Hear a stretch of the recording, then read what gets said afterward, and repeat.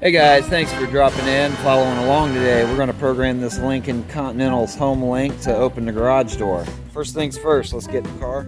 You're going to need your handheld remote to do this. Right up here on the visor, we got 3 buttons and those are your home links. So first step, what you want to do, press 1 and 3 at the same time and hold them.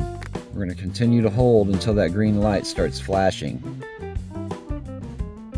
Just like that, then let go.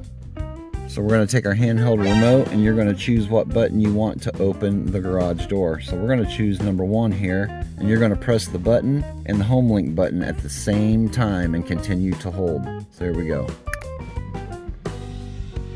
See that green light flashing? And we're going to wait till it rapidly flashes like that. Let go. Now let's send the door back open. Next step is going to be in the garage. The garage door opener has a learn button. And if you find your antenna on your garage door opener, typically that learn button isn't too far away from that. So you gotta open the lid up here. And right there, boom, learn button. We're gonna press that in and let go. That turns on the LED. Let's go back to the car. Now that we're back in the car, that button that we programmed, we're gonna press it in and out. In and out. There we go, garage door is working.